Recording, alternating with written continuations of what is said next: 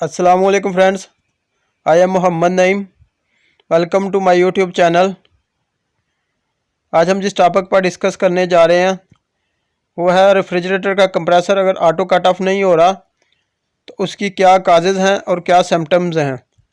Causes और अलामात के बारे में आज हम डिस्कस करेंगे। तो आपसे मेरी रिक्वेस्ट है कि मेरे चैनल को सब्सक्राइब कर लीजिएगा और साथ दी गई बेल आइकन को भी दबा लीजिएगा ताकि मेरी हर नई आने वाली वीडियोज़ आप तक पहुँच सके।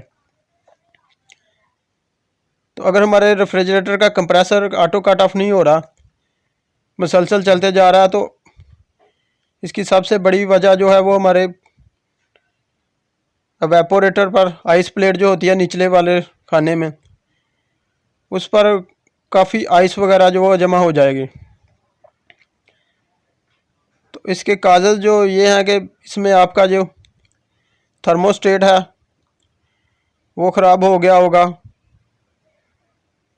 या उसकी जो सेटिंग होती है थर्मोस्टेट की वो आपने मैक्सिमम पर कर दी होगी, नंबर 7 पर कर दी होगी, जिसकी वजह से आपका वो जो रेफ्रिजरेटर का कंप्रेसर है वो मुसलसल चलते ही जा रहा है, ऑटो कट ऑफ नहीं हो रहा। पहली वजह, अगर रेफ्रिजरेटर का थर्मोस्टेट ख़राब हो गया या उसकी जो सेटिंग है वो आपने मैक्सिमम कूलिंग पर कर दी है, तो आपको इसकी सेटिंग जो है ना वो टेम्परेचर के हिसाब से कर लेनी चाहिए।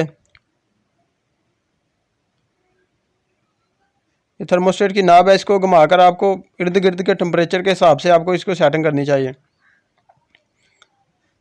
और दूसरी वजह इसकी ये है कि थर्मोस्टेट के आगे जो थर्मल बल्ब लगा होता है वही हमारे थर्मोस्टेट्स को सिग्नल दे रहा होता है कि हमारी कूलिंग पूरी हो गई है या हमें कूलिंग और चाहिए। तो अगर ये वेपोरेटर के साथ अटैच नहीं होगा, इसका थर्मल बल्ब जो सेंसर लगा होता है ये हमारे वेपोरेटर के आइस प्लेट के साथ अटैच नहीं होगा, तो फिर भी ये हमारे जो है ना थर्मोस्टेट हमारे कंप्रेसर को कट आउट नहीं करवाएगा। और तीसरी वजह, अगर इसकी गैसकेट या डोर सील जो है होती है ये कहीं से ख़राब हो गई है या प्रॉपर दरवाजे के साथ बैठ नहीं रही, तो भी ये मसला मसाइल आएगा, क्योंकि ये डोर सील हमारे दरवाजे के साथ प्रॉपर नहीं बैठ रही, जिसकी वजह से कूलिंग जो है वो ज़ाया हो रही है, कूलिंग बाहर निकल जा रही है, जिसकी वजह से हमारा कंप्रेसर जो है वो ट्रिप नहीं हो रहा।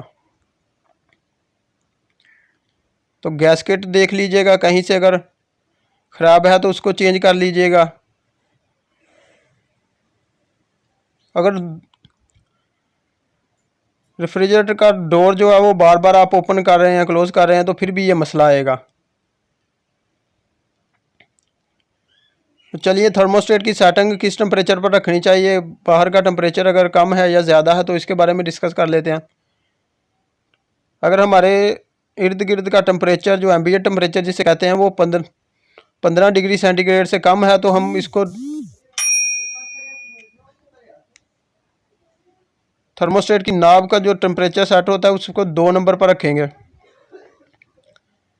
0 पर ये ऑफ हालत में होते हैं, 2 पर इसको हम रखेंगे जब इर्द गिर्द का टेम्परेचर 15 डिग्री सेंटीग्रेड से कम है। और अगर इर्द गिर्द का टेम्परेचर 15 डिग्री सेंटीग्रेड से ज़्यादा है और 30 सेंटीग्रेड से कम है, तो हम इसको 4 नंबर पर रखेंगे, इसका टेम्परेचर और 4 नंबर पर सेट करेंगे। और अगर इर्द गिर्द का टेम्परेचर जो है वो 30 सेंटीग्रेड से 35 सेंटीग्रेड तक है, तो हम इसको 5 नंबर पर सेट कर देंगे थर्मोस्टेट की नाब को। और इर्द गिर्द का टेम्परेचर जो एम्बिएंट टेम्परेचर है वो 35 डिग्री सेंटीग्रेड से ज़्यादा है, तो हम इसको 6 या 7 नंबर पर एडजस्ट कर सकते हैं।